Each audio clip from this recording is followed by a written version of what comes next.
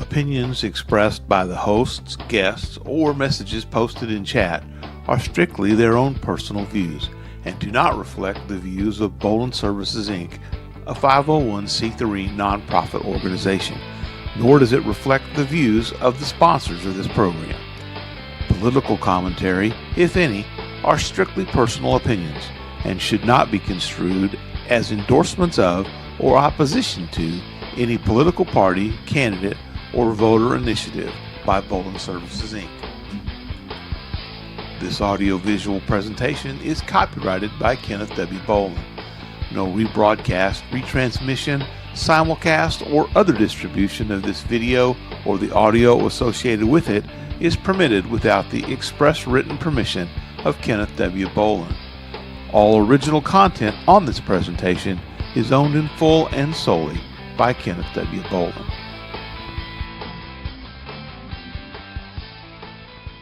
Warning, the following podcast has extremely high levels of Kenny Bolin. Studies have shown that excessive exposure to Kenny Bolin may have damaging effects to your physical and mental well-being. Viewer discretion is advised. No, seriously, we mean it. There will be naughty words, lots of them, probably. Now you've been warned. This warning sponsored by the Story Time with Dot.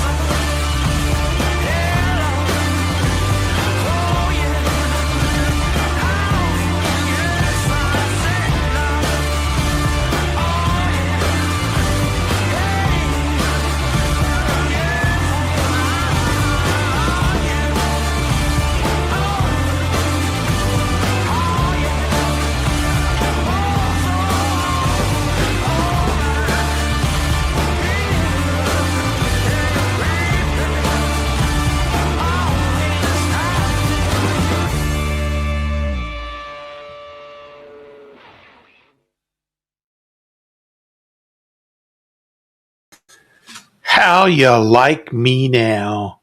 Well, you don't because you're not here to see me. You're here to see Kenny Bolin. And I'm not going to let you see Kenny Bolin until you people donate because we need some money. We have lots of folks who need help, and they're not going to get help unless you help us. So, all the ways to donate, they're at the bottom of the screen. Venmo, Kenny Bolin. PayPal, Bolin Services Inc., Kenny Bolin, Food for Filipinos. Cash App, Starmaker Bolin. Somebody donate because I don't want to talk by myself anymore. I'm just going to bring on Kenny Bolin. Ladies and gentlemen, the Starmaker himself. Here I is. Finally, I had the camera take an update. I keep forgetting that I have to do some shit before my camera will take its upgrades. And so I finally remembered to do that today. And I'd kind of, it's $3, I guess. The Jennifer, It's not quite 200, but you know. Okay, I'm actually listening. Welcome, Jennifer Winner from the UK, recovering from a hip replacement. No, where you were played while I was under the knife. No, to keep my mind off it all. So you listen to the sweet, sultry tones of Kenny Bolin's voice to keep you sedated while you're. I can't think of any better way to go through hip replacement surgery than listening to me bitch about shit. The sweet, sultry voice of Kenny Bolin. Sounds great to me. Speaking of sweet, sultry voices, where's the train been lately? I don't know.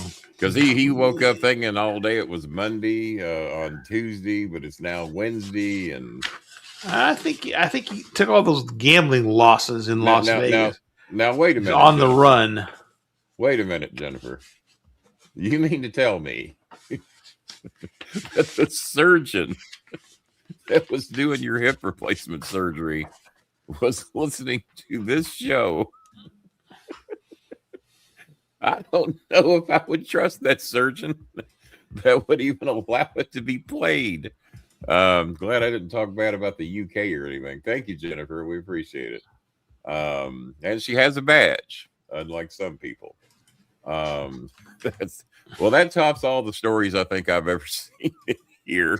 Whether it's true or whether it's not, that's a great story. That I don't even think my old ex-managing buddy. This podcast has been played during a surgery that I haven't heard that one. We've heard other stories from your ex-managing that I found may out or may not turn to be true. Yes. Oh, it took me years to find out that story wasn't true, and I just found it out the other day. It involves the Lone Ranger, and he told the story as if it happened to him. And he told me the story a long time ago. Someone would actually lie about the Lone Ranger. It would have been a great story if he'd just told me the real story. Yeah. Because apparently it did happen in Charlotte. And Jimmy lived in Charlotte at the time. But he told the stories of he was the one in the car with the Lone Ranger, and if they pulled over and the cops, they'll believe me, citizen. Yeah. So Jay Thomas, who was on Cheers, among other things, Jay Thomas, the actor, told the story on the Letterman show. I could not think of his name, and because he was telling that story, and the more that story goes on, I was like, wait a minute, I've heard this story, and then he gets to where they're in the car, and the Lone Ranger says, wait a minute, I've heard this story, and it goes, and I said, Jimmy just put himself in the place, basically, I guess, of Jay Thomas. Yeah. So the story goes, just for those who hadn't heard it, the story goes that Jay Thomas Can you look up real quick to see what year Jay Thomas told that story to David Letterman? Sure. Because I didn't see a date on because it came up on my... let me check donations here. December 2014 looks like. Okay. Yeah, because 20... Oh no, wait. That's he kept returning. Let me find the. Yeah, I got a feeling it was later than that because I think wasn't Letterman gone by 2014. I think. Let's see here. No, I don't know. I'm looking the. Yeah, we don't have any. Well, we do have a donation. We have. Well, Bob, it ain't the 150, the 175, or the 200, or the 250 that he said he was going to do. But Billy Sellers has donated $25. I guess he's trying to get on some type of an installment. So the story happened in 1972. It doesn't say when he first told the story. Okay, that's yeah, because I don't know when he first told the story, because I thought he told me this story long before 2014. Long before 2014. Yeah, it just is on a later visit to the show, and this would have been after December 1998. So it doesn't give the exact date of when. Let me see if I can find it from. Okay, we got a couple of donations that have come in. Believe it or not, he would return every year to tell the story. So I don't know the first. Okay, because seems like I heard this story late 80s, maybe early. Well, it was whenever Jimmy was living in Charlotte, and I went to see him in Charlotte in 1990 because my car broke down in Jimmy's driveway. So sometime after 1990 is when Jimmy told me that story. Sometime after 1990 and well before 2012 is when I was originally told that story. And because when I saw it on Letterman, I'm going, now I got to find out what year this was told. But he told the story as if it was. Yeah, so Letterman brought him back every year at Christmas to tell the story. I'll be damned. Okay, all right. So I didn't know that either. And somehow, as much as I watched David Letterman, I never saw him tell that story, or I would have been smartened up that it didn't happen to Jimmy. Jazzy Jana, the only person with a wrench, is in here today. So Bob, William Sellers was the first donation of the night. He donated $25. Now, if William can tell us why we're way short of what he said he was going to do. And $25 is $25. It's something. It's William. It's a third of a sack of rice these days. And Naughty Nicole, I don't know if she's watching the show or not, but she has donated $50, and she doesn't have to do that. That is very sweet of her. A lot of times she'll donate, and she doesn't even have time to watch the show because she's got to go to bed and stuff, and fantasize of her favorite podcast host. Maybe Naughty Nicole is fantasizing of having hip replacement surgery and listening to me during that time. Maybe that's what Becky does when she's going to the hospital all the time. Yeah, I think I just saw a donation come through from Naughty Nicole with a $50 challenge. She said if 2 more can do that, you'll be looking good for tonight. William Sellers with 25, and I saw Jennifer's donation go through, but it's not in my email. Yeah, PayPal. He says $20. Yeah, well, normally I get notifications, so let me go to PayPal and see if it's there, because I thought I saw a notification go through.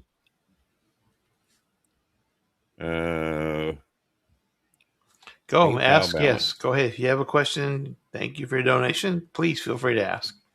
My PayPal balance went up. And that was your question. Can I ask a question? The answer is yes, you can. Thank you for asking a question. Yeah. That was what your $20 bought you. The ability to ask a question. And you wasted it on asking if you could ask. Unbelievable. You would have thought she would have come up with a better question. I would have thought so.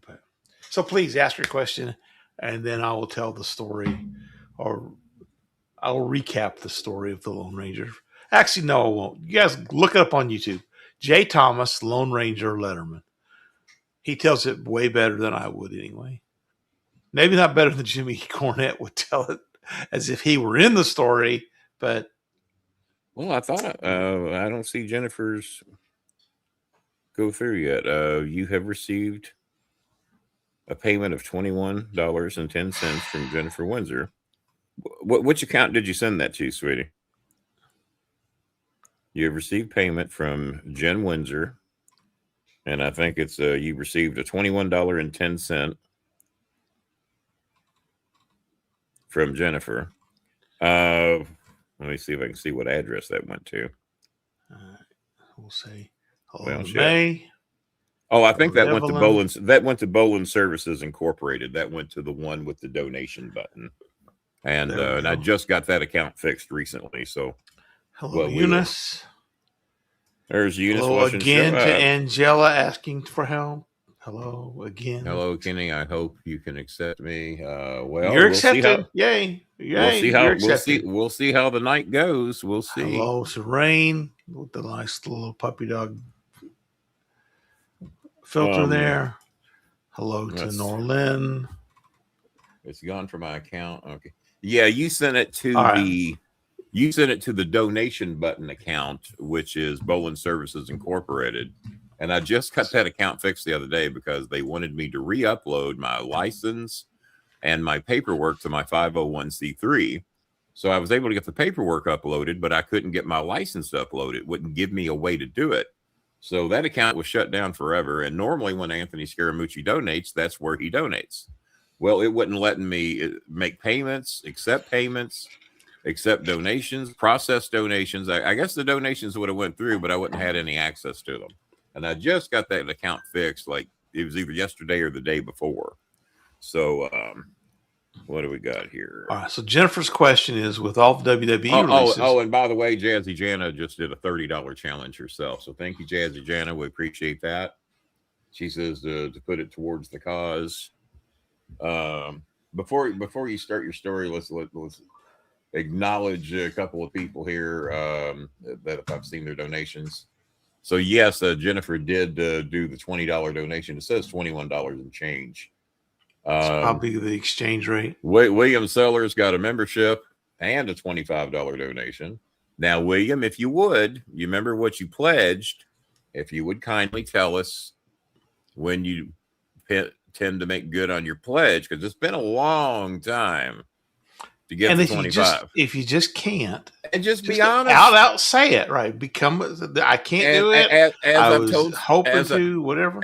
As I have told the Filipinos I've blocked, that I've caught lying to me 3 and 4 times in a row. If you just be honest, you wouldn't have got blocked. Just be honest. Tell us what you need the money for, and then we'll make a judgment. But don't lie to get it. And yeah, what you lied to get it for, yeah, it was needed. I understand you needed it. Just tell the fucking truth.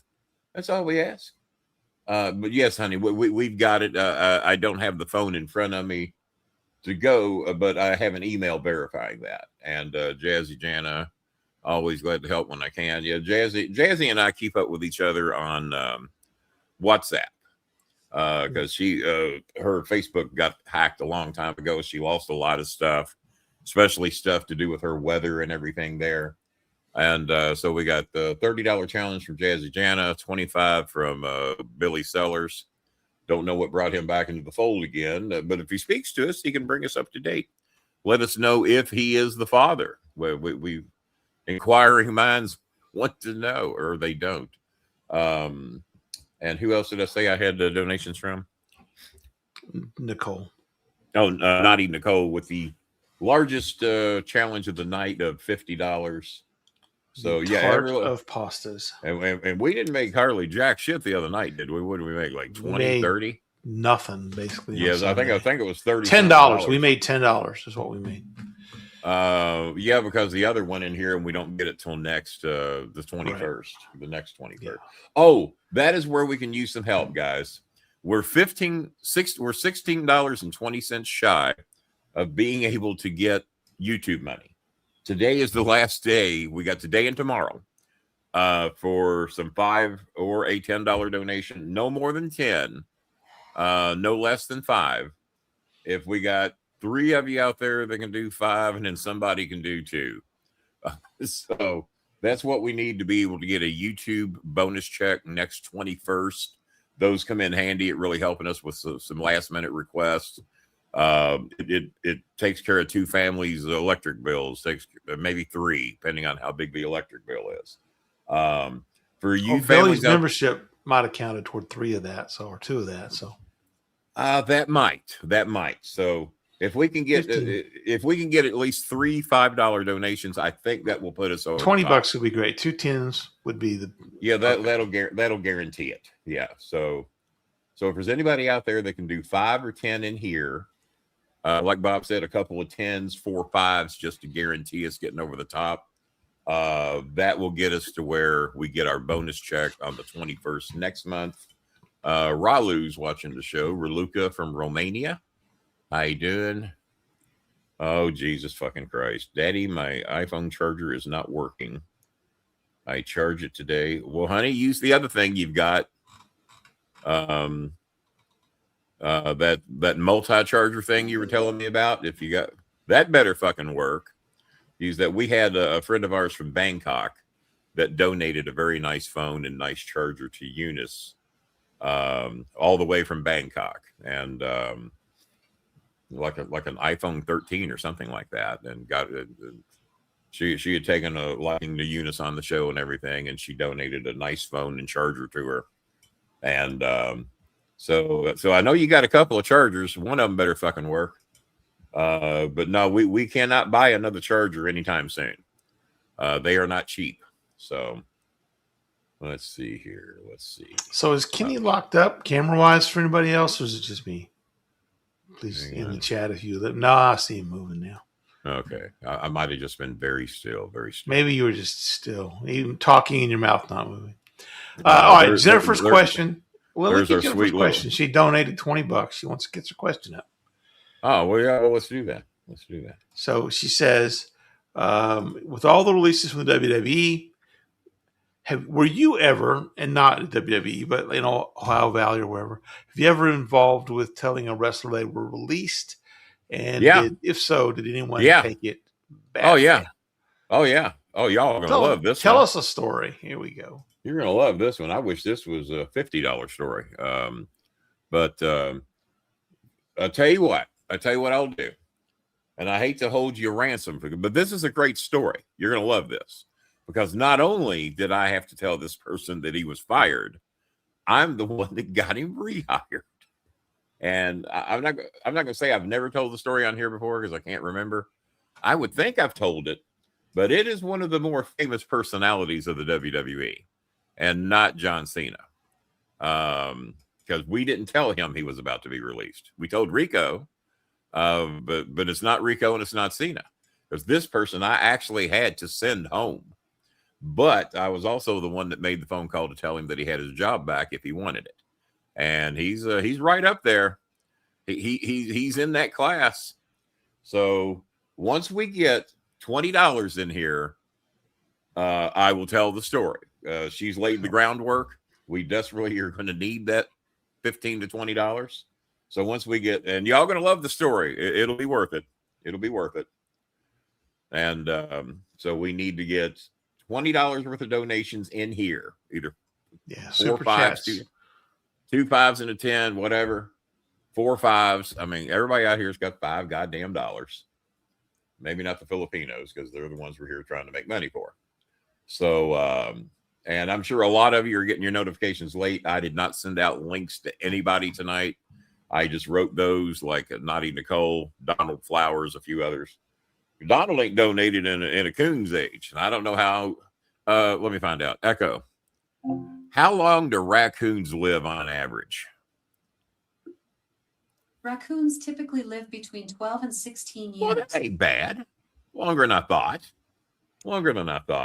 Because there's always that saying, well, I haven't seen him in a coon's age. You'd think coons live to be 700 years old or something. So I didn't know. So 12 to 16 ain't bad for a raccoon. That's not bad. What about a month of Sundays? Is that like 30 weeks? A month of Sundays, that would be 30 Sundays. That's a month of Sundays. That's 30 Sundays, 30 weeks. Or 31 Sundays. It could be like a March of Sundays. If you were born in March. A January of Sundays. That's a lot of Sundays. Sweet little Alyssa's in here, and I don't know if that picture of me poses me as her boyfriend or her father. Better be her father, because she's like 16. Hey, Kenny boy. I don't know. Hey, Kenny boy. I've been Kenny boy with her for quite some time.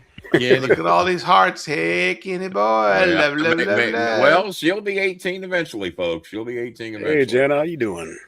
Jazzy Jana from Louisiana. She did a $30 challenge just a few minutes ago. And but Coltrane, I hate to hold my friend from England hostage. And she's already had one of the great stories of the night, but we need $20 in here in the $5 donations to ensure us that we get YouTube money next month. Otherwise, we could come up like $15 short. We need, according to the notice I got today, we need $16.20 to ensure us getting at least our $100 bonus. Well, not bonus, but that's the only way we get a check. You got to get 100 or more, or they hold you ransom for a month. They roll over. I got today and tomorrow to make money off YouTube. I'm not doing a show tomorrow. We don't do Scaramucci till Friday, which is May the 1st. So nothing will count then. And Jazzy Jan has been through some shit, guys. There's no doubt about that. Shang. Well, that's a pretty little face, and I don't think I've ever seen that name or that face before, but cute little face. Throw Shang up there. Is she from the Shang Redemption? Something like that, right? Yeah. I hope you can accept me. Shang, you are accepted. Shang, are you 18 or over and live in Cherokee Triangle? If so, some states 19. I'm a horrible human being. I'm not just. Some states 16. Speaking of if I lived in Tennessee, it's even younger than that. We got to talk about the Supreme Court decision today. The most racist goddamn. So we'll get into that in a little bit. Is anybody going to help us with the $5 in here? We need. Well, I'm going to go ahead and tell the story, and I'm going to trust that you all will like the story and that we will get those. I'm going to do. How do I send you money on YouTube? All right. So if you're watching on the desktop version, you just scroll down to the bottom until you see a you've coached people through little this square dollar sign. Let me do this here. Pull this thing up. Starmaker Bolin Show. Hang on there, darling. May love will get some people shit here in a minute, so y'all better be careful. Starmaker Bolin Show. All right, so at the bottom of the chat, there's a little right next to where you type your chat in. There is a little circle with looks like a dollar bill in it, and then there's a heart next to that. You click on that dollar bill. That gives you the option to do super stickers or super chat or membership or gift memberships. Now she's on a phone. Does that only work on iPhones if you're or Android on a phones? phone, you have to go. I think. Well, you know what? I don't really watch shows on my phone, so let me pull up my phone here. Super sticker is just you don't get to put anything in there. And I hate for Jennifer to be the one to have to do it because others have already done that. Well, no, honey, you didn't miss the show because you're here watching it right now. So no, you didn't miss anything. I almost did. Yeah. Well, that was a shock. So you thought yesterday? I was messed up this week. That's a bigger shock than what the Supreme Court did today. What did they do? I didn't catch anything. Oh, they voted down the Voting Rights Act 6-3. Guess what's 6? So apparently Louisiana was trying, and Jazz Janet probably. Basically, they're making it real fucking hard for people of dark colored skin to vote in Louisiana. Right. So I'm going to show you. This is the YouTube version of the show, right? If you look right here, next to where it says, next to where you put your chat in, that's the super chat button. You click on that, and it gives you the options to do a super chat or super stickers. That's what it pops up a little menu on, or do a membership. Now I'm on an iPhone. I get it, so Jazzy. That will give me the option. So the iPhone will let you do super chat. Yeah, and I have not done the desktop version. This is not where you have to do the weird things to subscribe, but so get a little bit of. The iPhones have a desktop version of that. Well, you have to do it in Chrome and do all that crap. That's stuff up. Yeah. But Jazzy, if you just want to do the super chat, right next to where you type your chats in, hit the dollar bill.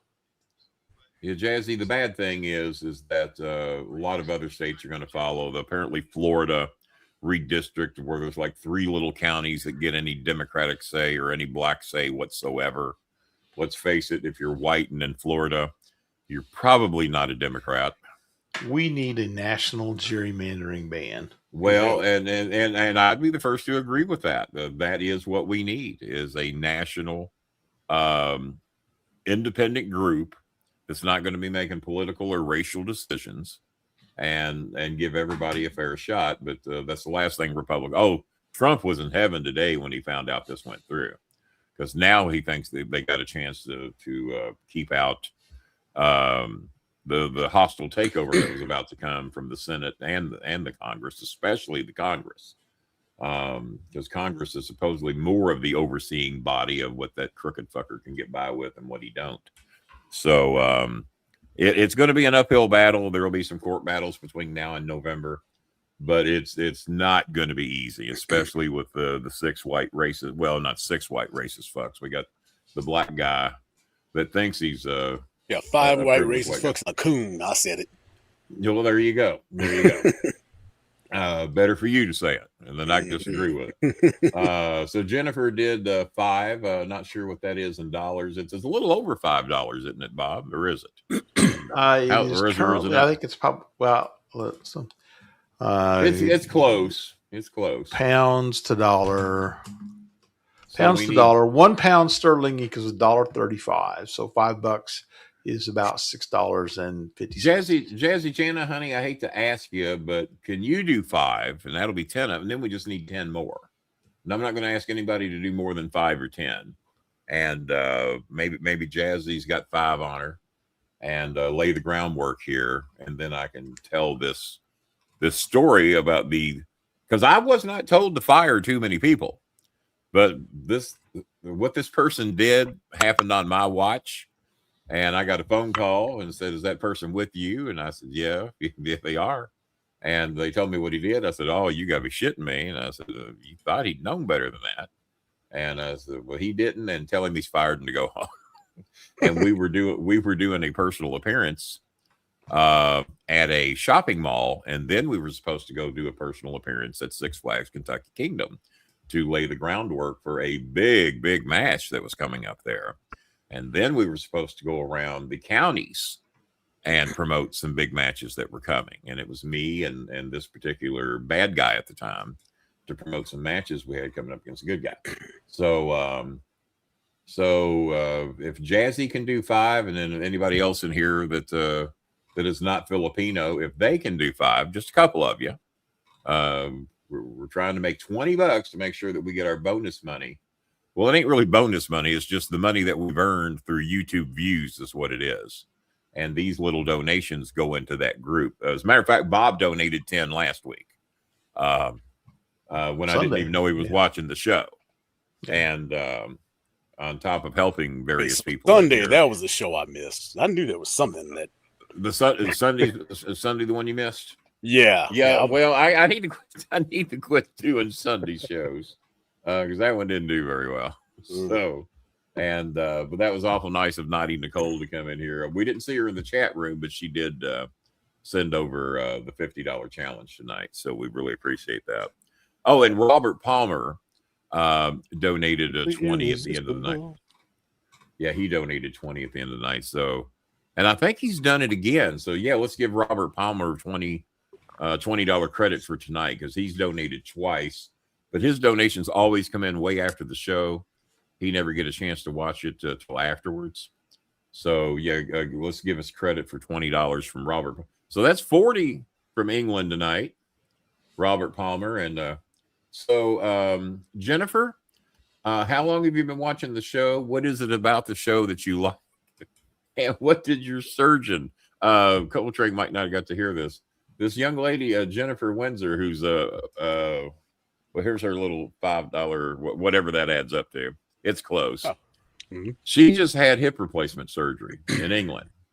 And she says, I listened to your show. Oh, well, look at there. Look at there, Bob. We're only 5. Billy Boy Seller. We're only 5 short now. So that's 35 out of way. Thank you, William. We appreciate it. It's nice of you. As a matter of fact, there was one night.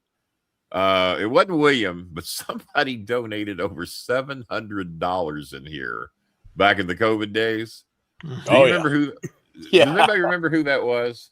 Yes. Wasn't there usually a recovery the next day and didn't quite remember? No. Thank you. Oh, they wanted to donate more, but it shut them down at 700. It was. Now we lost 30% of that. So it was the guy in here. Yeah, it was the guy who had gotten arrested for DUI. Was on he lived in Ohio, didn't he? Indiana, I thought maybe Indiana or Ohio. because he got arrested because I think he got arrested in Ohio. Well, he broke his probation for crossing the state line because he was going to go to with his kids or something, and decided to do that. Gosh, what was his name? He didn't use a regular name.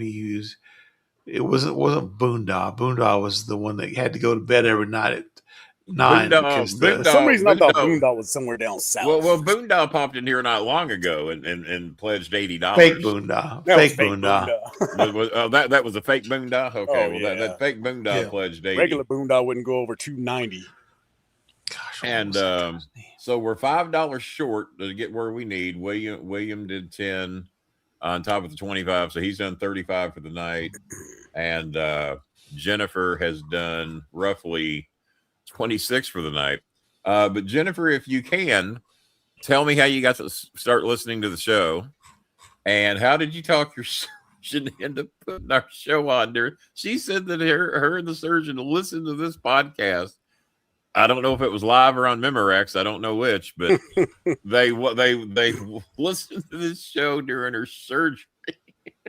And she recovered. I said, not even my old former managing buddy, I don't think, can top that story. And his Lone Ranger story was fake and stolen. What was the guy's name again, Bob, that told the original Jay story? Thomas. And he appeared on what? David Letterman. No. What show? Oh, he was on Cheers. Oh, he's the one that he was Carla's opportunity because he got. Yeah, he was Carla's husband on Cheers. He was Carla's husband. Okay, all right. Yeah. Okay. Well, and he did a radio spot where I he knew criticized. I knew I'd seen him. I just couldn't place where I knew him from. He'd done a radio spot where he criticized Rhea Perlman's looks and got fired from the job. It was disgusting that he had to kiss her, and it's like, damn, man, that could have been You could have been making sitcom, was that syndication money? Yeah. He was the coach on Teen Wolf too, wasn't he? It's been a long time since I've seen. I remember he's just that guy that he chomps the gum all the time when he talks. And Pasta Tart is the star of the game of the night so far. She made the $50 challenge. She is the biggest donation of the night. So thank you so much for that. We really appreciate, because we really needed some help tonight. We really did. I have sent out some money in advance. I get paid Friday, but my rent is due. I'm hoping there'll be a few dollars. Matter of fact, I'm trying to get my rent prorated by 10 days. Y'all tell me, be my lawyers. And then I'm going to tell this story, I promise. So hang in there. The story's coming. But I had to live in this apartment for 10 days with minimal heat. Due to an electric outage and then due to a thermostat outage. I had to live in this apartment for 10 days with temperatures ranging between 51 and 57 degrees because they sent over a couple of space heaters. I don't think any 66-year-old man should have to live in temperatures like that. This is when it was real, real cold, when we had that blow your electricity out with space heaters. Yeah, so they brought me 2 space heaters and I still couldn't get it above 57 in here. Plus, they told me to heat my apartment with my oven. That jacked my electric bill and gas bill up $100. Wait, do you have a gas oven? I have a gas oven, and then I was told you shouldn't have done that. You could have woke up dead, as we have mentioned. Yeah, that's what I was about to say. That's not what you do. So LG&E tells me, "Oh my God, no! Who told you to do that?" I said, "The maintenance people, my landlord." So I told the landlord, I said, "God damn, the person I called on the emergency line told me to heat the house with my oven." So I figured maybe they knew something I didn't know. Maybe gas has changed over the last 50 years. That wasn't safe to do in the fucking 70s. So I'm not going to sleep with the oven on, but I am heating the goddamn place with the oven because that's the only way I can get it above 52 in here is to turn goddamn oven on in the kitchen. And then these other rooms are a long way from the kitchen. And if worst case scenario, I can go sit in the kitchen counter and at least not freeze to fucking death. So I think the least they can do for me is prorate my rent 10 days. Oh, hell yeah. Which would be about $300. Reimburse me my $100 for my electric bill. So the way I see it, my rent should be half this month. Now they're probably not going to see things my way, but and tenants' rights are almost fucking next to nothing in Louisville. Oh yeah. So I don't even know what I can threaten them with. I said, but I pointed out to them, you know, if I had done exactly what your maintenance person said, I could have died, and I'm sure my son would have sued the shit out of you motherfuckers, and it would cost you a lot more than $400. You know, write the check for the full amount and then take it to the city building, city council. Let them know that check. Let them know what's happening, Yeah. And that the check is there, but he can't get access to that money until he makes shit right. Yeah. I've had a friend do something like that, and that gets their attention. I would not have thought to have done that. I would have thought to have made the phone call. Yeah. Because I've had to do the same thing with a car insurance thing. I had to call the Department of Insurance for Kentucky, but they haven't called me back yet. They keep dragging shit out. But see, technically, that's a good faith effort on your part. You wrote the check. Yeah. You gave it to a third party. And the money's there. The money's there. And, but no, with the car insurance thing, a lady hit my mirror. Well, mirrors on a Volvo are electronic and heated and all kinds of shit. And Volvo wants $1,800 to replace that. Well, they claim they found someplace on the side that, well, Kenny, we can get you that mirror for $99 and we can get the labor and everything done for that. So they sent me a check that I didn't ask for $203, telling me to get my mirror fixed through some third party fucking shit. I was hit. My car's paid for. I have full coverage insurance, but they're wanting me to take their check, no questions asked. I don't think that's the way car insurance works. When they hit me, I get to decide where I go, and they fucking cut a check for it. So a lot of people are dumb enough to cash it. Pardon? Well, a lot of people are dumb enough to cash it, and that clears it out. Let me tell you who ain't dumb enough to cash it. This guy's got sitting right here on his desk, and I've had it for a month. No, it's sitting right here. I fished it out the other day to make sure I had it, but it's right there.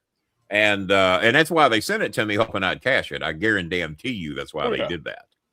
So no, I've got it, and I don't need $202 that bad, or $203 and change, whatever the fuck it is. Oh, so let's get back to Jennifer here. Well, they think they are. But you know what's sad is there's hundreds of millions of people that are dumb enough to fall for it, so it does work. The surgeon asked if I were a real person or a comedian. Probably neither. I answered both, but he did chuckle at the points. Can't remember between my bone being sawed. Well, that's lovely. Yeah, hammering metal bit. Okay. So wait, what did she have done? Hip replacement surgery. Oh, okay. The thing I won't be doing based upon this story. Let's see. I saw you on a random OVW that was recommended to me, where you interrupted a promo in the ring by JC and brawled everywhere. Well, that could have been any of a shitload of them. That could have been you. I had to find out more and searched you out, all because I whipped Jimmy's ass. I do remember we tarred and feathered Jimmy on an OVW show, and I had to pay the price for that one down the road at St. Teresa's Gymnasium, which was a church, and they tarred and feathered me, and I wore the shittiest fucking clothes I could find that night, knowing what was coming. And but Jimmy started swallowing the feathers. When we tarred and feathered him on TV, so that's hard to cough out too. They're not easy. They're not easy. So yeah, they got to return the favor and tar and feather me a few weeks later. But it was fun. I'm sure if you YouTube search it, it's out there. Did I ever send you the video of Jimmy getting an honorary black Muslim from Yes. Matter of fact, I saw that. I was like, matter of fact, I saw that live, and there was a jab made at my mother because Ted Long said he couldn't stand anybody that would write a bad check. That's what my mother was. That's what my mother went to jail for back in the '60s, was for writing a bad check to buy groceries. Someone said, "Kenny, has anybody in your family been to prison other than you?" I said, "Well, I did serve 11 hours once."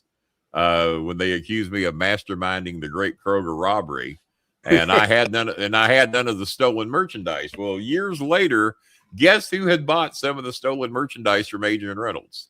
Timmy John Razor. I was in his garage one day, and I'm seeing all these 13-inch TVs up on top of a filing cabinet. I said, "Wait a minute, Kroger had a shitload of 13-inch TVs stolen a few years ago.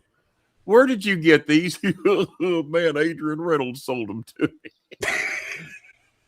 I'm going, they come to my house looking for that fucking shit, thinking I was in on it, because in a way, we told Adrian how to do it in a back-ass-handed way.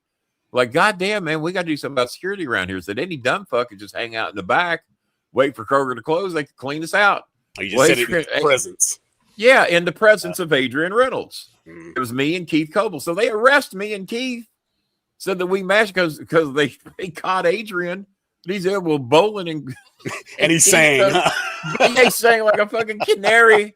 And he says, yeah, Bolin and Keith, the union steward, told me how to do it. I was going, what? You fuck. So I served 11 hours in jail and they released me on my own recognizance, which is a word I can't say. And as a matter of fact, my girlfriend at that time had to go get money out of her account to bail me out because they wouldn't let me use my own money. And then had to pay her, I think it was $1,100 to bail me out or something like that. And so I run into Adrian at a car wash that was down the street from where I live. I see him in there. I pull my car in there, get out of my car. I said, what the fuck did you do? Bolin, oh man, glad to see you're out of jail. I said, yeah, motherfucker, I'm out of jail. No goddamn thanks to you. I said, what the fuck did you tell them? I had to do something, man. I had to do something. They had me. They gonna lock me up. I said, so you picked me? I said, you know goddamn well we didn't tell you how to do it. You were standing there, you little fucker. And then he told some of his friends, and then him and his friends fucking Rob Kroger, they're stealing, they're looking for meat, batteries, cigarettes, batteries. Yeah, batteries are expensive. Yeah, and, so apparently they stole a shitload of meat, the expensive shit. Can't criticize him for that. Batteries, cigarettes, and televisions. So that's what they were going to the battery man out in the streets. Like. The battery man. Well, that was back in the boombox days. Everybody needed batteries. Oh, the D cells, yeah. The D cell Duracells. Man, if you had those, you was the man. Fuck a drug dealer. Where's the D cell Duracell guy? That's the guy you want to hook up with.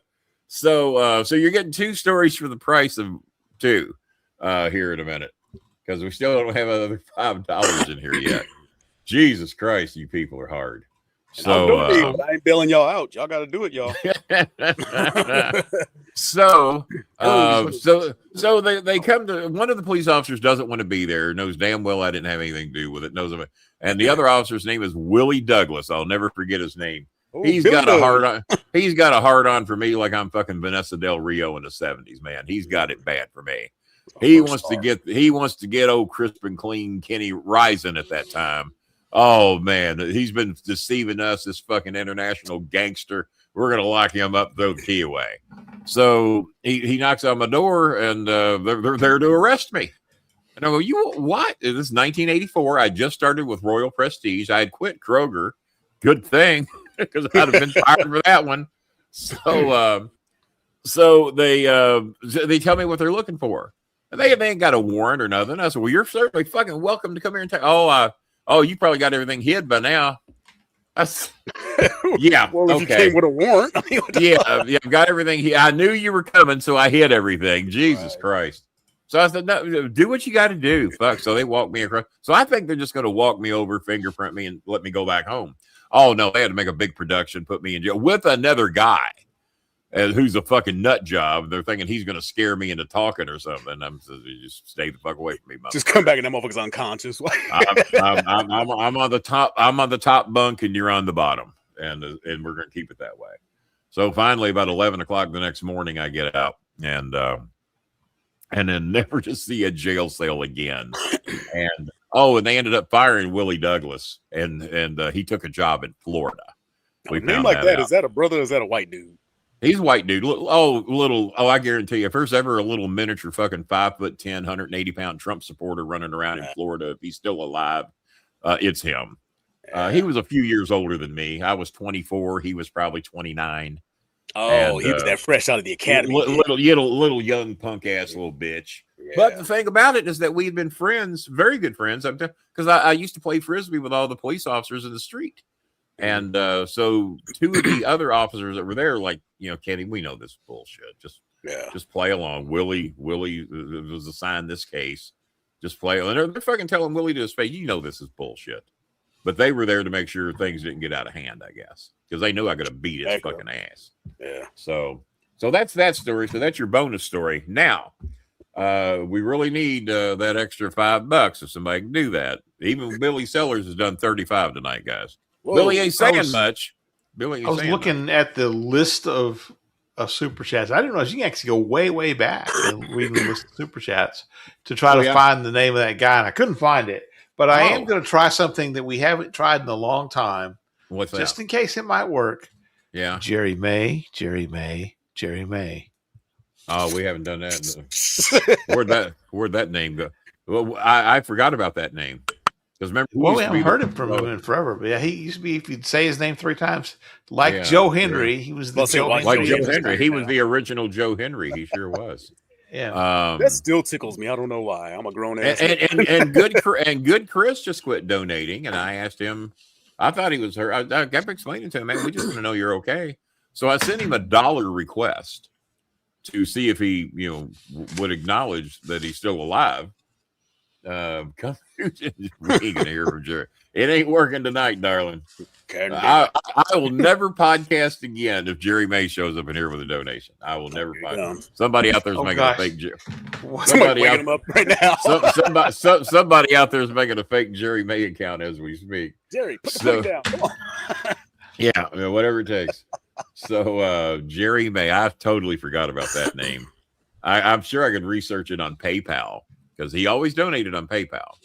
Mm-hmm. So maybe if I typed it in, I could find it in writing. Say, hey, he did a lot of super chats. So he did do a lot of super chats, and he did a lot of PayPal donations too, and it was real good to us for a long time. Maybe he fell on a hard time. Maybe he died. I don't know. I've outlived a lot of my clients, as they say. It's the ones that talk shit that you were gonna die first, aren't they? Oh yeah. Well, my brother was one of them. My brother used to guarantee me all the time that he was going to live way longer than me. So much for that. As a matter of fact, I thought about my brother today because, as you know, we got the Kentucky Derby coming up here the first Saturday in May, so that'll be the 2nd, right? Yeah. Yeah, we got. Yeah. So the Kentucky Derby's this weekend. And what's that? You gonna put your hat on and go down there? Fuck no. Put the nice dress on. I've never been. But I did send out some videos today for those of y'all that I send the videos to, and there's a few of you. I did send out a video from 1999 to where Donald Trump was here with malaria, and malaria's English was dramatically better in 1999 than it is today. They've been together. They're interviewing her. Sure, it was malaria and not Marla. No, it was Melania. It was Melania. I'm absolutely positive.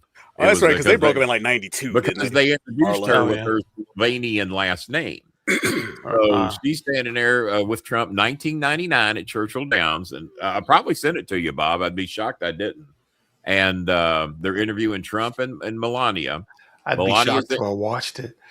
Yeah, no fucking shit. No fucking shit. If I send it to you, I chuckled. That means you're supposed to chuckle too. I chuckle at them. I just don't ever watch them. Well, Jesus Christ. See, I think people test me because they send me shit going, I know he ain't watching mine either. And then I write them back and tell them what was on it. Because if they send it to me, I show them the courtesy, the decency, respect, the kindness, and decency that I'll repeat twice. I bet they don't send you 75 of them an hour. I didn't say they did. Sometimes I'm not on social media all day and I got to catch up. I'm just scrolling back on. Is there? I hope isn't. I do the same thing to Maya, and then Maya bitch to a family members. And Kenny sends me too much stuff. I said, no, I don't send her it. So I started doubling up. She bitched to a family member that I sent her too much stuff. So now I go through and I put a thumbs up on something I really want her to see, or will explain, hey, you got to see this. This is what happened. No, she's not watching everything. This is the part of the show where I go, Gila May, that's my love. And so far I've asked 3 people, what do you think of when I say the name Gila? I asked a member of the CIA, or used to be with the CIA, at dinner the other night. Hey, Tim, what do you think when I say the name Gila? He goes, monster. I said, God damn. Because I did the same thing with Bob. And Bob, the only reason I wouldn't have got that is because down here they're around, so everybody calls them Gila monsters. Yeah, so Well, I mean, I knew it's spelled. I know it's pronounced Gila monster, but it's. But in Nebraska, I would have got that though. Oh, really? Okay. Yeah. So yeah, I call her my little Gila monster, and she just graduated. Honey, are you going to be a senior, or did you just graduate this year? because I know she's got a friend named Nordine or something like that. Who graduated. They go to the same school. They look so much alike. They look like sisters, and because they got the same graduation gown as their profile picture. And she turns 18 March 22nd, and then Gila's birthday is going to be, if memory serves me correctly, in December, and then she will be 18 this December. And if memory serves me correctly, and of course I remember the other one's birthday pretty good because it's 6 days after mine. So, but yeah, Gila May watches a lot of our shows. Gila May, if Anthony Scaramucci comes through with anything big, her dream is that she wants braces. The braces would be $60 to get them put in. Teeth braces or like leg braces? No. Like Forrest Gump or like the... She's a little crippled bitch, and we're trying to help her walk. You just never know. Yeah, you never know, I guess. Forrest Gump. Tiny Tina May. Poor little Gila monster. She ain't got no legs. Bless us, everyone. Yeah. But no, Gila May wants braces. It's $60 to get them put in. And then the maintenance of the braces is $20 a month. I told her if we get anything big out of... Because I'm giving up on the GoFundMe. Just that $225 advertising, and we never got one fucking donation out of it.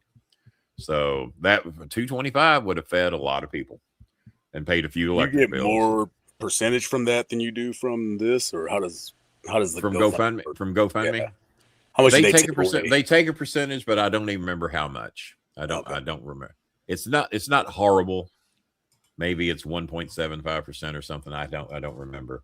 There's another one too, isn't there? I'm going to leave it in there in case Mooch would like to do something on the GoFundMe or just to see. But I think as of tomorrow, it's time to.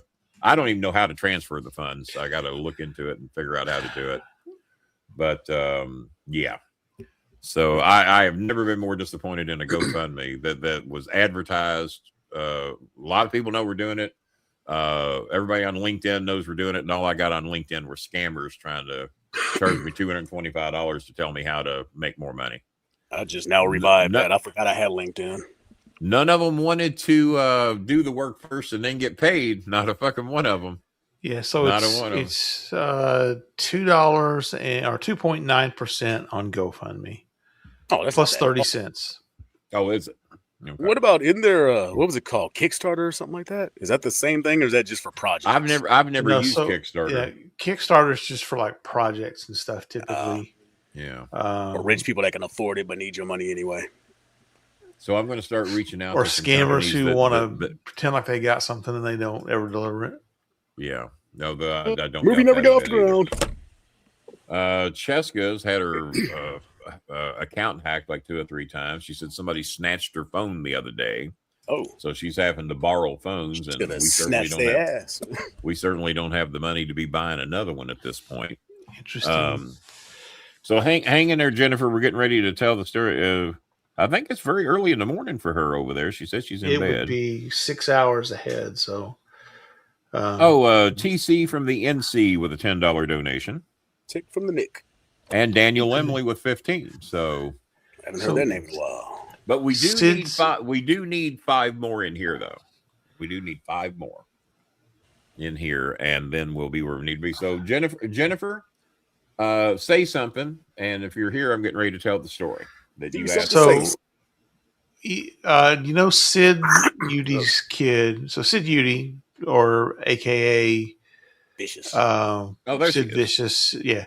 His son Gunner has put in an offer to buy the Mid-South Coliseum and hopes to make it a permanent wrestling, to actually renovate it and do a lot of work on it. Yeah. Sid's kid, huh? Sid kids had put, well, this is a Facebook post. Where'd Sid's kid get that kind of fucking money? Probably from. Well, you got to figure living in West Memphis. She says we got 25 in YouTube. Do we? Let's see here. Starred. We've got 10. Oh, Billy gave $10 twice. Willie did 10 more, Billy. so he's up to Okay. 45. Way to go, All William. right, thanks, Bill. I Thank thought you. I saw him do that twice, and then I clicked it and didn't see it. Okay. I thought it right. was, I had to go back and look at the start to see them, so. Well, I was going to do it anyway, Jennifer, whether we were 5 short or not. Here, let me do this. Let me give Kenny the big screen, the solo screen. Yeah. And he can tell the story. Well, y'all can go in the I can go pee. I don't care. And we go poof. Oh, well, there we go. Okay, so here we go. I didn't realize Billy donated twice. So that's 45 out of Billy. So here we go. You wanted to know if I ever had to release anybody. So here's the story. We are doing a personal appearance at, I think, the Bashford Manor Mall. No, it was the Oxmoor Mall, the bigger of the malls. So we're doing a personal appearance there, signing autographs at like a toy store or something like that, and promoting a big event that we're having at Six Flags Kentucky Kingdom. And the Big Show is involved in this match. The person he's going to be fighting is none other than the world's strongest man, Mark Henry. Now, Coltrane, if you want to put yourself in a little box in the corner, feel free. I don't need the giant box if you want to throw yourself in a little box in the corner. All right, let's see.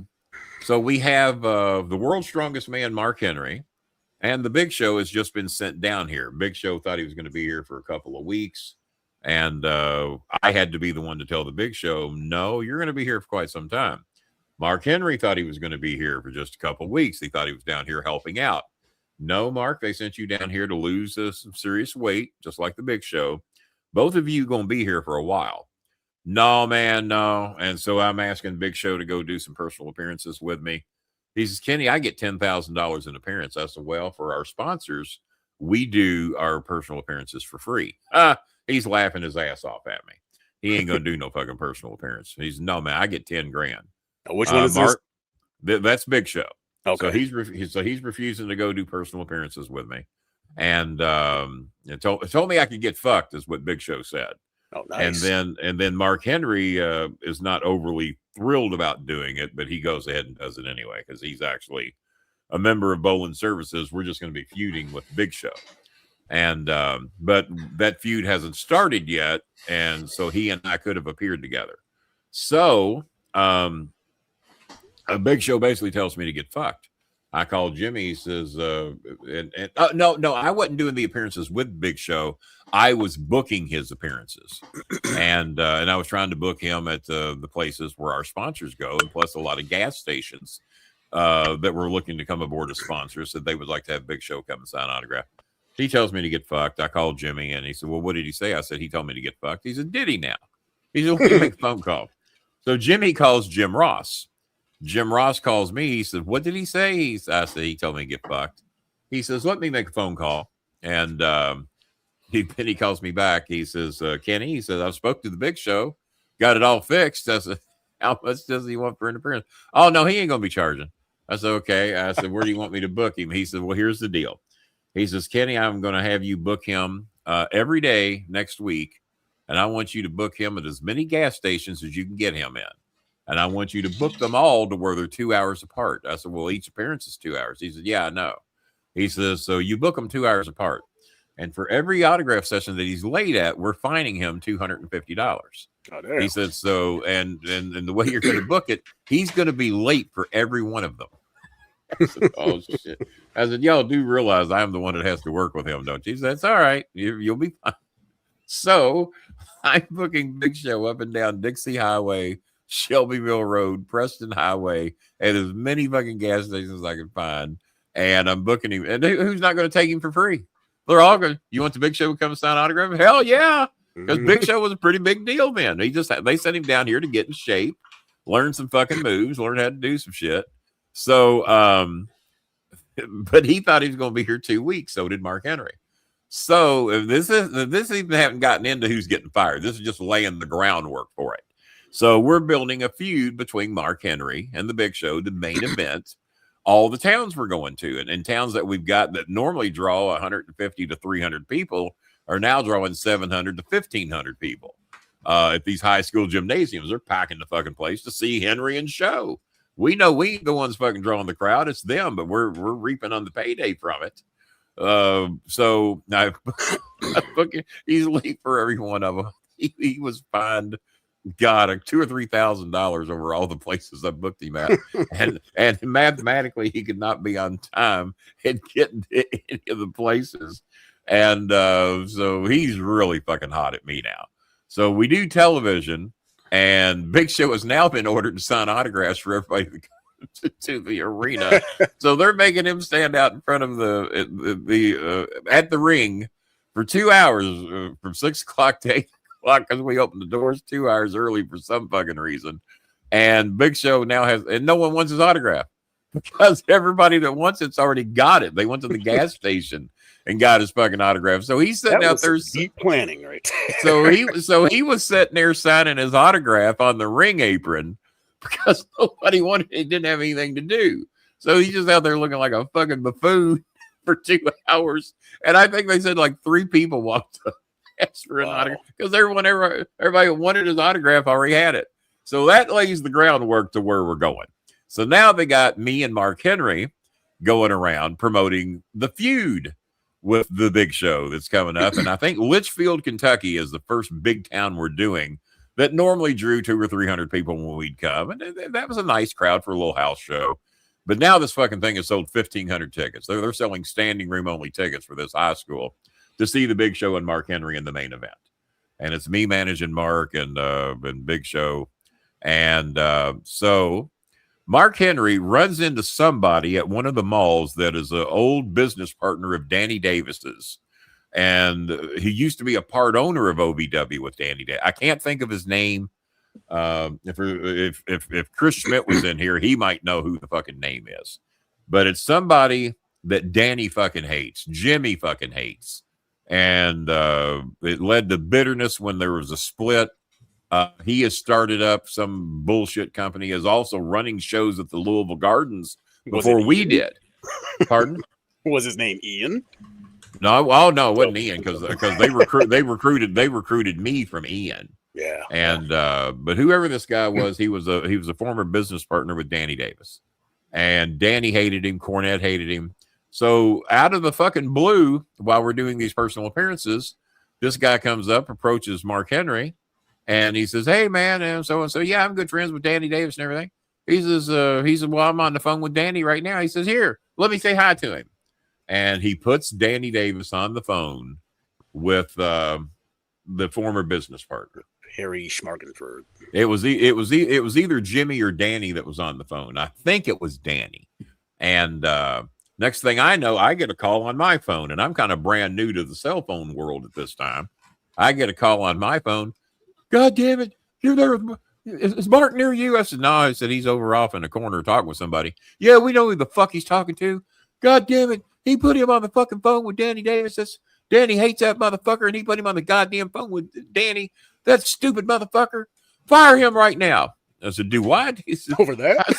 I said, "We're here doing it." "I don't give a goddamn. Fire that motherfucker right now." He says, "What do you want me to do? Why don't you fire him? Because you're standing right there in fucking front of him. When he gets off the phone or whatever the fuck he's doing, fire that motherfucker and send him home." I'm going, "I don't know if that's a good idea, Jimmy." I don't give a goddamn what your fucking ideas are. Fire that motherfucker. Tell him to go home. So, okay. So I hang up and I'm going, holy shit. Now I got to do these fucking things by myself. And I got to tell fucking Mark Henry he's fired. So I walk over to Mark and wait for him to get done. "Yeah, Bolin, what's up?" And I said, "Well, Mark," I said, "I really don't know how to tell you this. But apparently you put Danny or Jimmy on the phone with somebody that they fucking hate, don't want nothing to do with, used to be a business partner. And they're fucking furious." He says, "Really?" I said, "Yeah."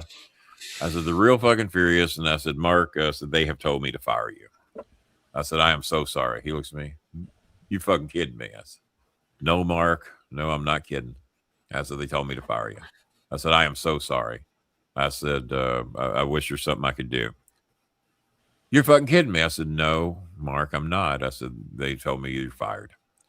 And then I'm pitching it to him just like I'm doing with you right now, because I truly am like, what the fuck? This is fucked up. He said, "Well, what am I supposed to do?" I said, "I guess go on home, Mark.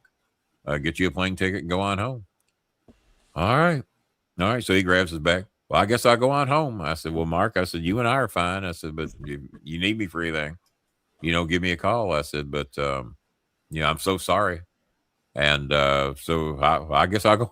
He grabs his bag. He's all depressed. He's I wouldn't say quite in tears, but you can tell he's fucked up over because he didn't know. He didn't know what to do. And so William's up to $50 in donations. Thank you, William. We appreciate it.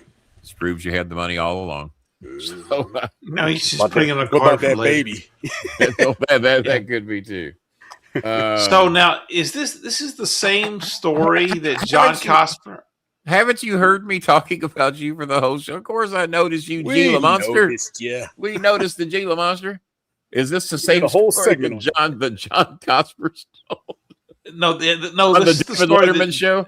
No. This is the story that John Cosper told wrong in your book that got Henry mad at you. Because he said you flew down to Houston or some shit like that. Oh, yeah. That's the story that got all bum puzzled. Like, I went to fucking Houston. No, I did not. Just to fire somebody. Yeah. Hey, Mark, yeah. At great expense, I'm here. I personally asked to fly down there. I know a phone call would have handled it, and I know I'm at risk of getting my ass whipped, but I'm a tough guy. So, yeah. But yeah, that is the story that John Cosper enhanced for more book sales. It didn't happen. No, it did not happen that way. All it did was piss off a giant, huh? So I spend the next several days begging Jimmy. God damn it. I said, Jimmy, he didn't know any different. He just ran into some bumfuck that told him that he was Danny's friend. I said, he tricked Mark. How's Mark supposed to know any fucking different? I would have done the same thing. If I'm sitting there, a guy says he's friend with Dan. Oh, you're on the phone with Danny? Put me on the phone with him. Well, he's Danny's friend. Well, I would have done the same fucking thing, Jimmy. And Jimmy, whether you want to fucking admit it or not, you would have too. Yeah. God damn it. He didn't do anything that any of us wouldn't have done. I said, now talk to fucking Danny. Smarten up. You're costing us a fucking fortune. We got all these fucking shows sold out around Kentucky. Litchfield's coming up in a week. And we fucking need him. I said, the show ain't going to draw shit with big show against one of our locals. Yeah, to draw something, but it ain't going to draw what it would draw against Mark Henry. That's two fucking WWE stars. We need him back. Let me think about it. So he spends a 3 more days thinking about it, talks over the day. All of a sudden on a Tuesday night, Monday night, I'm watching Monday Night Raw. Monday night, I get a phone call. Kenny, yeah? All right, here's the deal. You can hire him back. But you're the one fucking hiring him back. You call him up and tell him you're the fucking one that battled for his job. You're the fucking one that got this done. Because without you, it wouldn't happen. I said, you really giving me the credit? He said, well, it's true. He said, because without you, he doesn't get his fucking job back. Call him up, tell him that we want him here next Wednesday for television. I said, not this Wednesday. Nope, he's got over a week to get his shit together. But tell him that shit better not happen again. I said, I'll smarten him up. And just tell him not to put anybody on the fucking phone with anybody. Let's just do that. So I called Mark immediately. I said, Mark, what's up, Kenny? I said, I got some news for you. I said, I hope it's good news. What's that? I said, well, if you want it, you got your job back. He said, well, hell yeah, I want my job back. I said, well, Jimmy just called me and told me to make sure that you knew that I'm the reason you've got this because I've been battling for you since you've been gone. And I said, but you got your job back. They want you back here, not this coming Wednesday, but next Wednesday for television. Thank you, man. Thank you. I really appreciate it, Kenny. I said, tell him I'll be there. Tell him I'll be there Wednesday. I said, no. I said, you don't have to. I said, they want you next Wednesday. No, man, I fucked up. I'll be there Wednesday. I'll be there at TV ready to go. I said, all right, I'll call Jimmy and let him know. So I called Jimmy and they were appreciative that he was willing to come back 8 days early, 9 days, whatever it was. And we never had another problem out of Mark again. Big Show, to tie the rest of that story together. Big Show hated my fucking guts because I'm the one that booked him at all those gas stations, cost him all these fines. He was making $750,000 a year when he was here. Mark Henry was making $250,000 when he was here. Brock Lesnar was making close to $400,000 when he was here. So those motherfuckers are making some goddamn jack. And so I didn't feel too bad about Show's fines. And plus, he was arrogant and a bitch. and he wanted the $10,000 fucking dollars in appearance. And if he ever says anything, he's lying. He wanted 10 grand in appearance at fucking OVW that no one else was getting shit for, especially his sponsor. Is that like standard today though? Like, what is a standard fee to? It still ain't $10,000 fucking dollars. Yeah, I didn't think so. Yeah. No. Oh, and I think I caught Hulk Hogan in a lie today too. I'll get into that in a minute. If you go figure, right? So, yeah, I mean, it might be able to be looked up to see if the story he told about Bret Hart and himself is true. And when I tell the story, Bob might be able to look it up and see how much truth there is to this. So, Show hates my fucking guts now.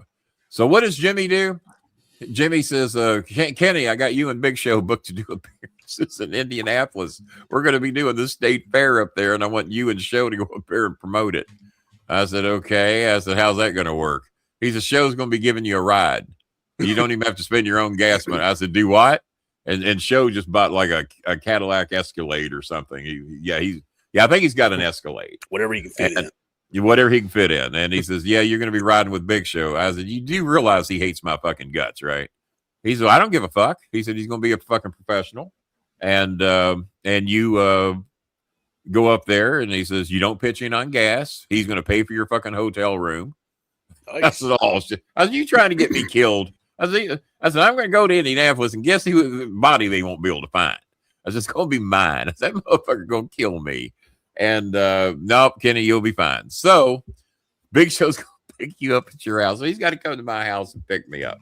So he pulls in my driveway in Fern Creek, and I go out there and I open the door. And hey, Show, how you doing? Not a fucking word.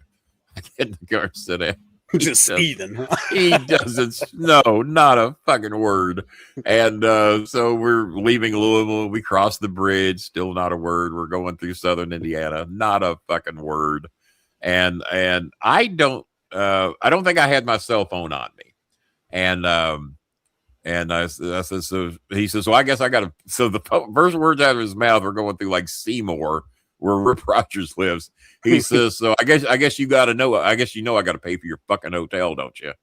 I said, yeah, I've been told. And then I guess I'm covering all your meals. I said, that wasn't discussed, but whatever. I said, I can get my own meal, Show. And he's just bitching about what he's got to pay for. Yeah, I don't guess you're chipping in on gas. I said, I was told not to. So he's just bitching from Seymour all the way up about what he's got to pay for. I said, Show, I said, I got a favor to ask of you. Oh, yeah, you want a favor from me? I said, it might save you some money. I said, can I borrow your phone for just a few minutes? All right. I'm waiting for a fight for that. He hands me the phone. I said, what hotel would you like to stay at? I don't know. I like Marriott's. I like the Hiltons, just, nothing too fancy, just something like that. So I think I call the Marriott in downtown Indianapolis. Call the Marriott and say, hey, this Kenny Bolin from Ohio Valley Wrestling down here in Louisville, Kentucky. I said, we got some short notice. We're doing some personal appearances up there. And I said, now I know I might not be that big of a deal in Indianapolis. I'm just a local TV guy there, but I've got a WWE superstar with me. I said, this guy's a big fucking deal. And I said, we're coming up there, going to be doing some shows in the Indianapolis area. I said, but we don't want him to spend any money out of his pocket. And I said, if we promote you on our television show and let you know that you sponsored our hotels, I said, could I get you to book? I said, we're going to be there for 3 days. Can I get a couple of sponsored rooms or for myself and the Big Show? And I said, Paul White, the Big Show. The Big Show, the WWE guy? I said, yeah. Oh, my God, let me get my manager. So he goes, gets the manager, comes back over. The Big Show, when you were going to be coming here to stay at our hotel? I said, yeah. And I said, what can you do for us some rooms? Can you get us a good rate or maybe comp them? Oh, my God, yeah. No, 3 days, yeah. And you need 2 rooms? I said, yeah. You need room service? I said, if you can include it. He said, yeah, we'll give you 2 room service meals a day. And for the 3 days, and no charge. And you and the Big Show, yeah. And you'll promote us on your TV show? I said, yeah, we'll give you a plug that you sponsor us. Oh, yeah, you're covered, man. I said, well, thank you so much. I appreciate it. And I said, your address is, and I confirm all that. Flip the phone down, hand it over to Show. I said, there you go. You don't have to pay for us anymore. You don't have to pay for our meals. God damn, Bolin. That's fucking cool. Well, you're over with me. No one's ever gotten me a free. So saved the man 3 days of hotel bills and got the meals covered. And yeah, we were fine the rest of the trip and everything went smooth. And he just bragged about that to everybody. How I just took his phone call and within 15, 20 minutes, we had three free hotels. So wouldn't you know that my job now is booking hotels for a living? So it was in the cards from the beginning. It was in the cards with the Big Show. The Big Show motivated me to get into the hotel booking business. So got an entire stay for free $99. Now were you gambling, Jana? $3.99. So you got two stories. I thought you said in 99, my dumb ass. Was that 99? That was probably 2000. No, I was fucking up what Jana said. Okay. I just want to know what year that happened. Yeah, because Randy Orton and Cena and a lot of those guys, they got here in 2000, and Show I think was a little bit after that. Show and Henry were a little after that, because by 2001 we were in the new building, and all this happened in the old shitty building. What an amazing show! Here we go. Well, I hope it was worth the money that was paid. What an amazing story. Thank you so much, Starmaker. Make sure to contact your surgeon and have him listen to that. My new hip are going now. I bid you good. I said good day. I did say good day. Well, I'm glad I finally got the damn story out, but that's a lengthy one because it has to build up to what all happened with the Big Show and Henry getting fired and all that shit. And so I felt pretty good. I got Henry's job back.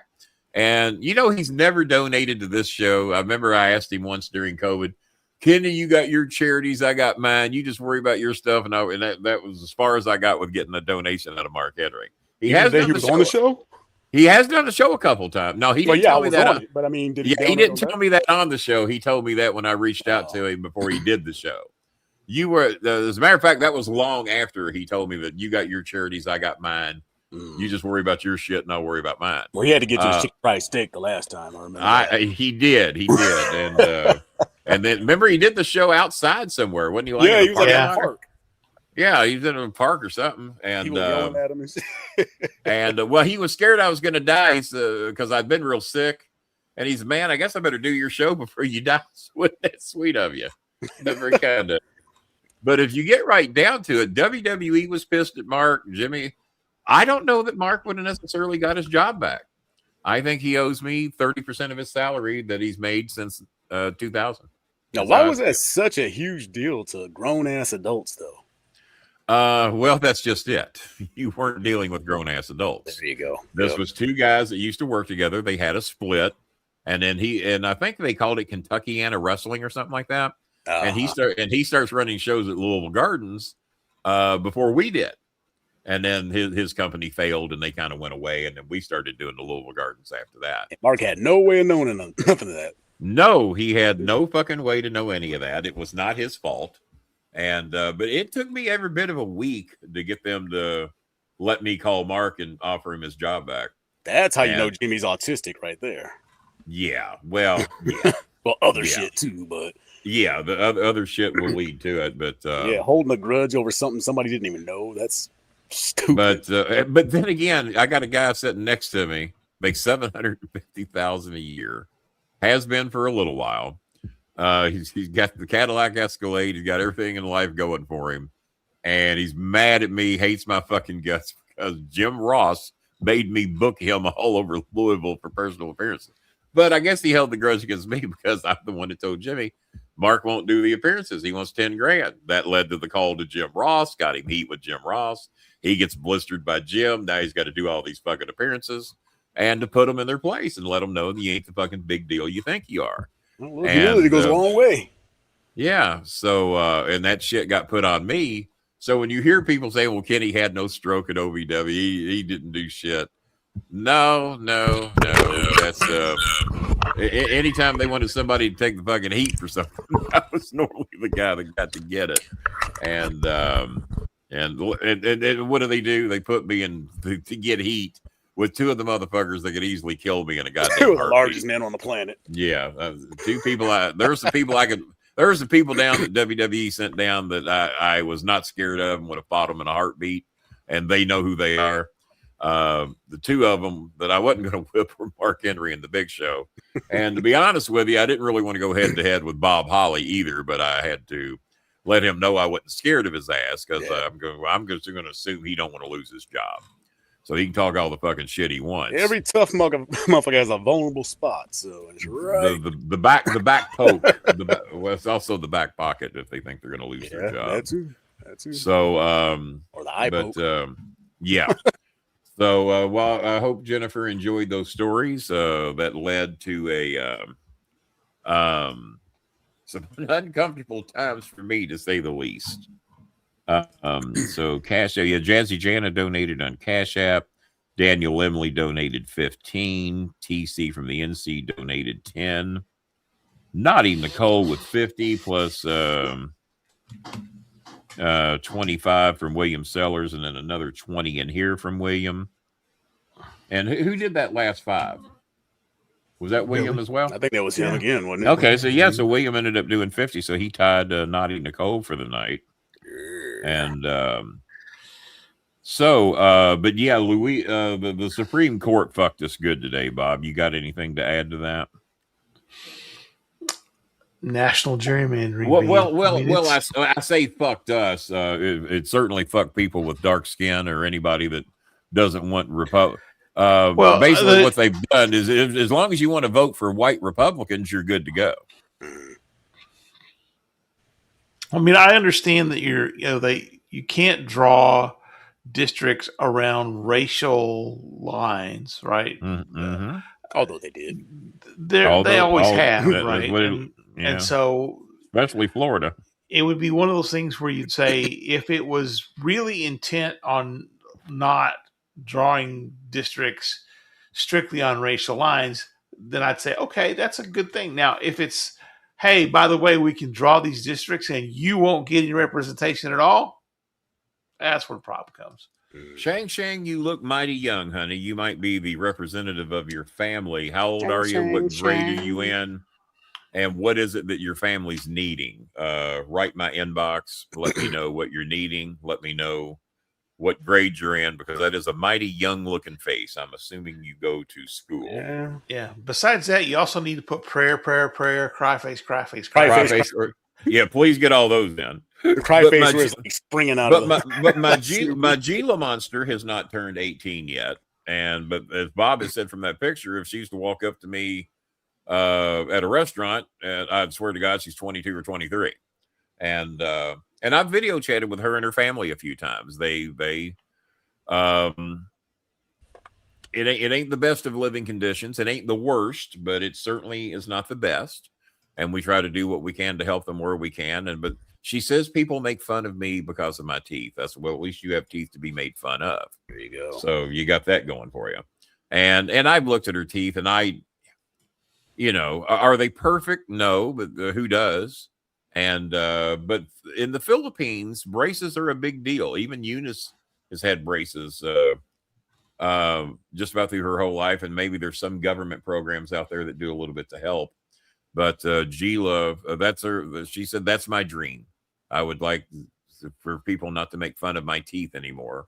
And just how classless are you to make fun of a pretty girl because her teeth are not what you call perfect? Well, especially if you look down at yourself, and there's probably a whole bunch of shit to look at. I guess we can go back to equal size boxes now that the stories have been told. Oh, there you go. From my high rise here. And let's use this. But no, we appreciate William coming through with $50 tonight, and but do understand for the future. If you have a hard time donating any other way, those $5 ones add up over the course of a month. They really do.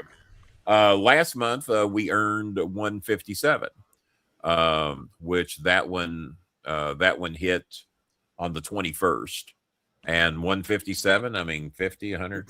But that'll help 6 families get a little something. Half bag of rice. Rice is getting expensive over there. Gas is getting expensive. Let's see. I was about to say exactly what Bob said. They've been, And Louisiana was the stomping ground today because they were trying to give black people a chance to get a vote, to be represented. And you know what? George Carlin brought up something. I sent it to some of you. I'm sure Bob watched it. And George Carlin brought up something. And this represents my people and maybe Coltrane's and a few others. Is that the number one belief in America, whatever this is basically agnostic / atheism, or people that do not believe in a God. We have several different categories that they put us in, but there's the largest group of people in America are the non-believers, and it's close to 40% of us. George Carlin even said 30%. He said even if it's 30, we would still be the number one non-represented person in government. The Baptists got representation. The Southern Baptists got representation. The Catholics have representation. The Muslims have representation. The ones that don't have representation are us. We're supposed to be ashamed that we don't believe in the invisible man in the sky, that we don't believe in the Tooth Fairy and Santa Claus and the Easter Bunny and various other things. We don't have representation, but yet there's more of us than there are of you. And when you break it down, that now 60% believe in some type of a God, but that 60% always think, well, the other God's fake. Somebody recently started putting this out, isn't it convenient that you were born in the country that has the real God? Yeah. Every one of you is born in the country that's got the real one. Everybody else got the fake one. And then Carlin has done, and then Carlin has done many stories talking about more people have died in this world in the name of God than any other reason in the world, fighting over my God's real, your God's not. Oh, I'm going to kill you. Oh, well, there you go. It's funny. It's always the Christians that say like, well, I'm a Christian. It's like, well, the Crusades, that was you guys, right? To act like you're non-violent because you're Christian. But that's also like saying the Democrats were the ones that liked slavery back in the, Yeah. Well, yeah. And back then, that is the party that was affiliated with it. Yeah. To blame everyone for the failings of some is as unfair as to say every black guy is lazy, every Mexican guy steals. It's broad stereotypes are always. No, holy shit! You wasn't raised in my family. You wasn't raised in my family. Yeah. I've said many times the worst thing for Christianity. Bob, how did you not get totally caught up in it? Because you and me too.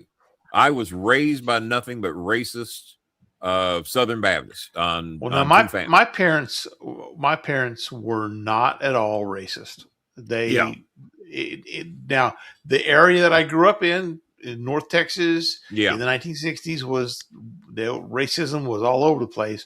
My parents were not racist, and they raised us to believe everybody's equal, everybody's the same. We all share 99.9% of the same DNA. The fact that Coltrane's got more people who will go and spend money to get their body to look like Jason's. Yep. To me, a person's a person, and that's just how I was raised. I mean, so I got lucky in that even though I grew up in an area where it was prevalent, my parents were not, and they didn't raise us that way. Oh, I remember being at the age of 14 being told I couldn't have Adrian Reynolds of all people. I couldn't have Adrian Reynolds in my apartment because he was black. That's what you get for having thieves in your apartment. Well, I didn't know that then. Well, he's a thieverizing now. Yeah. Self-fulfilling prophecy on that one. Prophecy came true. Yeah, he's right, Mom. I'm sorry. No, Adrian turned into a hell of a little crook eventually. But no, we had no clue. I remember Adrian when he was a kid. To make money, he knew that I used to have a need for batteries and a need for cassette tapes. Oh, that's and he would come to he would come to my house and say, "King, what do you give me for 10 batteries and a pack of 10 cassette tapes?" He called you king way back then. He was the king of kickball. I've been the king since '74, Bob. Yeah, they all called me king. Don't see, you thought you was going to call me out. You no, I'm just asking. Fuck. I'm just asking the question. He called you king. Okay. I've been called king since 1974 when I was just surprised that they would recognize you as that low young. You know, they're the ones that called me that. And that was the king of fucking kickball. Goddamn. Boom. Was you the king of kickball? No, you probably couldn't even kick the goddamn ball. I mean, there's only one.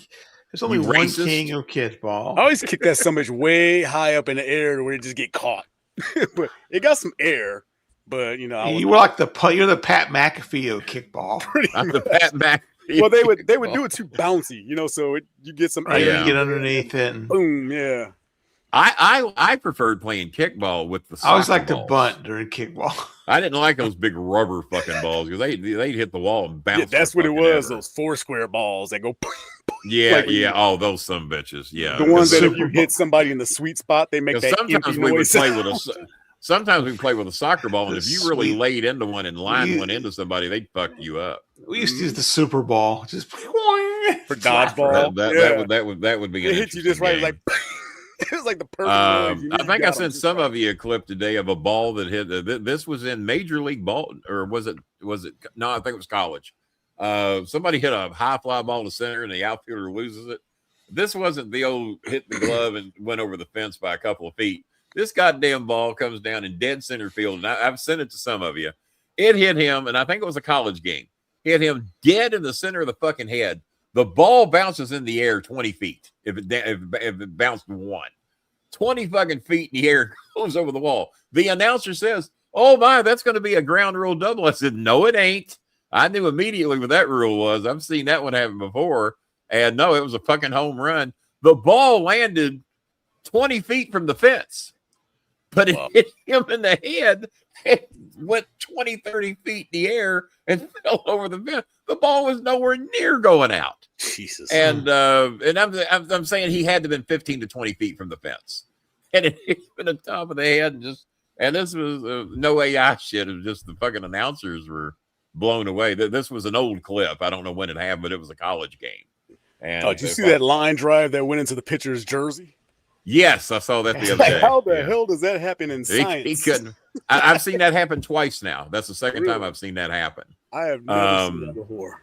I have not thrown my Reds on yet tonight. We looked pretty good against Colorado yesterday.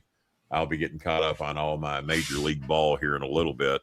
We're basically a game away from the best record in baseball, which is unheard of territory for us. We're gonna enter May the 1st in first place alone.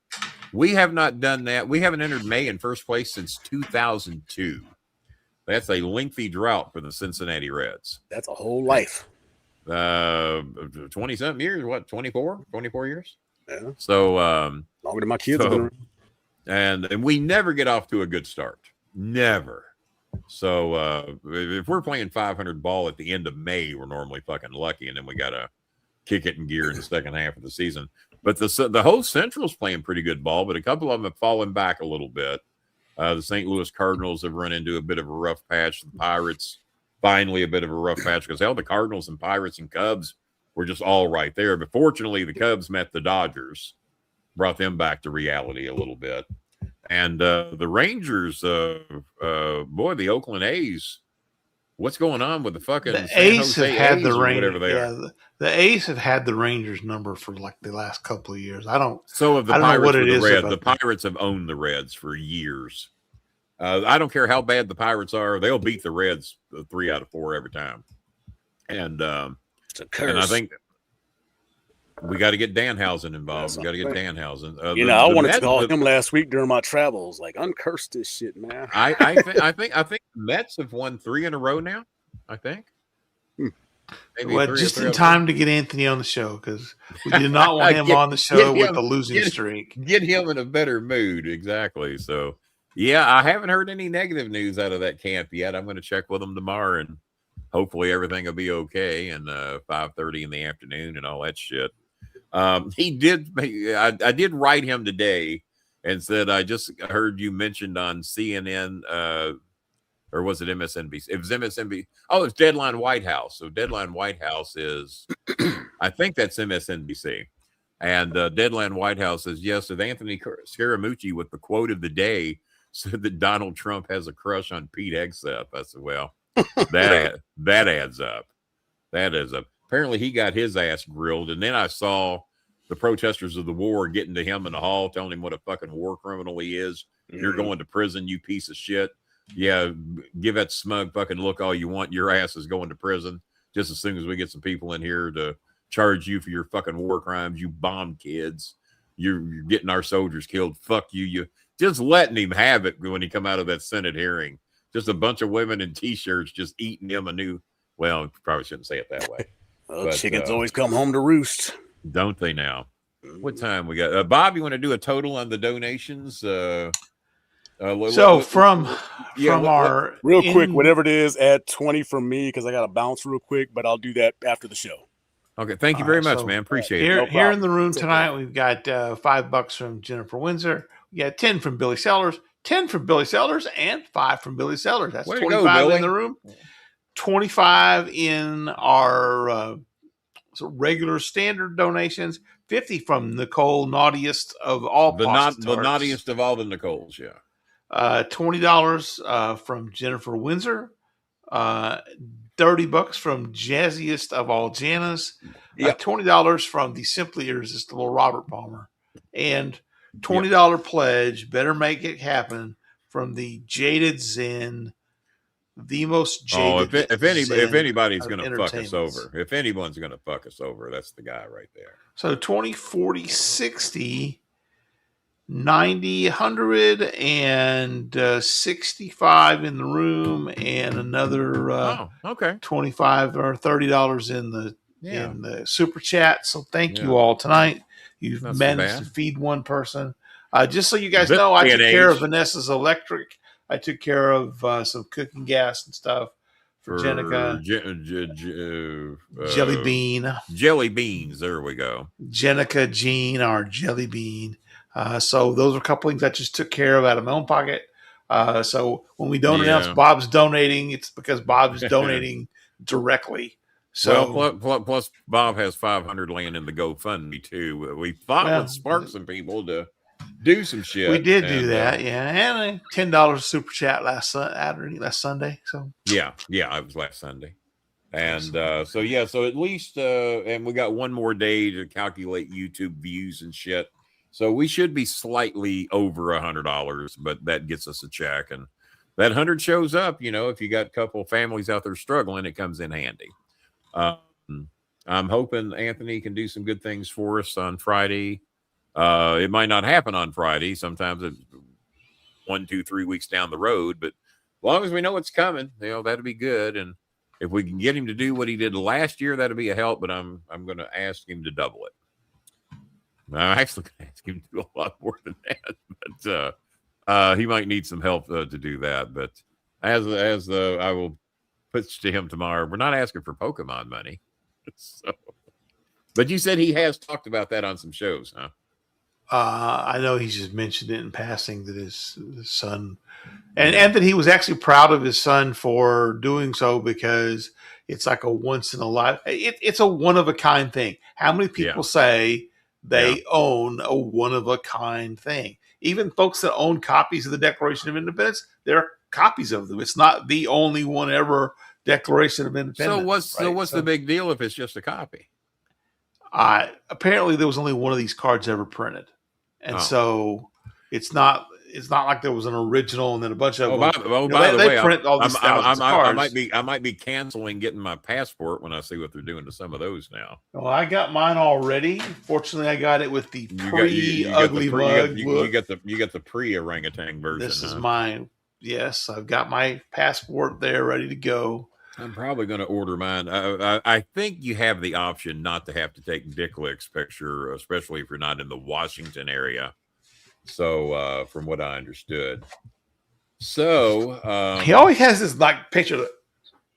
The scowl. I know. The scowl. Come up with a better picture. That was the mugshot from Florida, right? That he loves that picture. He loves the mugshot. He does. He certainly does.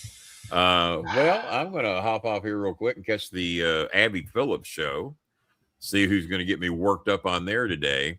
I guess with Scott Jennings being linked to some gay lovers in New York. Scott hasn't been showing up on the Abby Phillips show lately, but he did show up in studio for the night. Now they're claiming the president's been shot at now. I'm pretty sure the president was not shot at again. He was not shot at. He wasn't shot at when the guy was on his property. He never got shot at, but that's not the story you hear on these shows. He's been shot at one time, and that one very, very skeptical. They will not. They won't let any outside investigations in. We saw photographers being ushered. Yeah. For those of you who don't know, the lobby of the Washington Hilton is 2 floors above where this the White House correspondence and it turns out the security guy or whoever it was, the cop that got shot, apparently didn't get shot by him. He was shot by friendly fire because I had not heard that.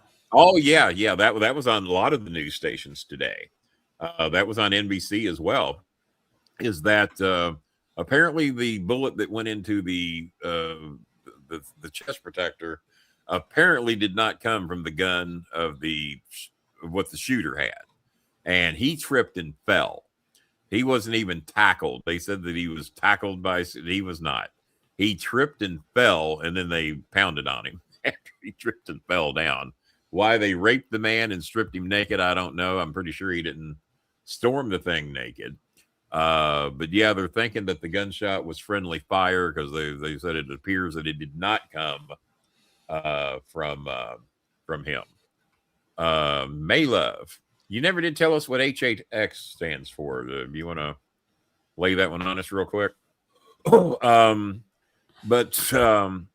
and when the gunman was caught on his property, he wasn't even on Trump's property. He was in the area of the property. He wasn't on Trump's property, and at no point was apparently Trump was in any danger whatsoever. There was just a man near Trump's property that had a gun. Okay, all right. People all across my goddamn street have guns, but it don't mean they're trying to assassinate me. They might want to, but they haven't done it yet. So. And half a dad's ear was shot off. Well, that wasn't true either. And did you notice that this time, when they had the mentalist there and showing the card and everything, everybody seemed to have a little bit of concern but him. He was looking around like he was expecting. And then one of the news reporters said that from one of the officials that was there, hey, I really like you. I want you to be safe tonight. We need you to be extra careful. I'm telling you now, we need to keep you safe tonight. And then Fox cut her off when she was telling her story. They had her on Fox telling her story from Rob. And then, that happens sometimes with these cell phones. Her phone was doing just fine until she started saying that she got tipped off that some shit might be going down and we need you to be safe. So, I don't know. You can't trust shit these days is the bad thing. All right. Well, my foot's killing me because I've been sitting here in the same position forever. And so I'm going to get out here, get the doggies out, and we will. We haven't wrapped the show up yet, have we? Nope, we're getting ready to wrap this up. We'll do that. Ladies and gentlemen, we will be back on Friday, hopefully, with the great Anthony Scaramucci. We're hoping that is a 4:30. Well, 5:30 Eastern time, 4:30 Central. Friday, be here or don't be here, but be here and bring your money. $10 to get a question in. If you want to ask a question for Anthony, $10 donation, a minimum of $10. We'll take bigger than that, but get your questions in. Get them ahead of time. You can do that if you want to do that ahead of time. Send the donations. Spots right here. Put your donations. A question for Anthony Scaramucci. Yeah. We'll ask them. We even ask them before my questions, which I'm supposed to lead off. So how about You're supposed to lead off. Pre-donate. My leg and knee are killing me. There's no post show tonight. We're done. In the stream. Go. We're out of here.